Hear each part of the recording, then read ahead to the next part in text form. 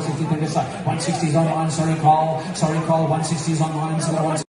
At a time like this, we need to stand united as a nation, particularly now when we are facing a harsh global wind.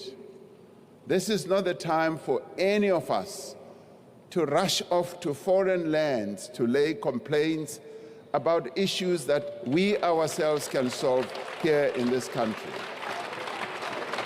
I want to appeal to members of this House to show maturity in bilaterals with the US and others, and to overcome the temptation of playing a tit-for-tat with them, because that would not bring us any economic benefit. I also want to appeal to the ANC and the EFF to discard their plans to rename Santon Drive to Leila Khalid Drive. Leila Khalid is not a South African, she's not known by the majority of our people, and she has done nothing to benefit our country. The ACDP does not want to see the US consulate closed permanently due to an unprofitable name change that will not contribute a time to our economy. Neither does the ACDP want to see employees of the US consulate in Johannesburg lose their jobs because of an unwise, unpopular, and foolish decision. We believe we need more jobs and not less. We don't want anybody to lose their job. The people voted for major government reform.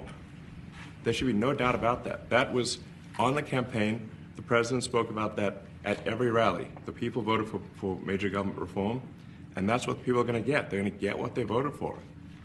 And a lot of times, people that don't get what they voted for, but in this presidency, they are going to get what they voted for. And that's what democracy is all about. At a time like this, we need to stand united as a nation, particularly now when we are facing a harsh global wind. This is not the time for any of us to rush off to foreign lands to lay complaints about issues that we ourselves can solve here in this country. We need South African solutions for South African problems. While there are many diverse and different voices in our country, we must strive to convey a common message. We must say to our people and to the world that we are committed to work together to build a society in which all South Africans are free and equal, to build a nation that works for all.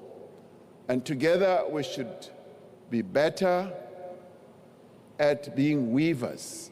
We should be better at being builders, to build a nation working along. And you don't want to see it.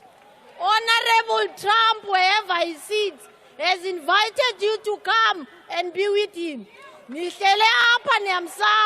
Go, that's the country that does not need transformation. We need transformation. We have to state categorically, we don't want to move elsewhere. We are not going to ask our children now to move to another country. The fact is, our ancestors worked hard to make sure that we as a people are formed down the southern tip of Africa. We're not going to disrespect that.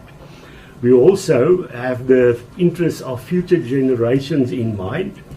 We also have to make sure that our culture is transferred to future generations.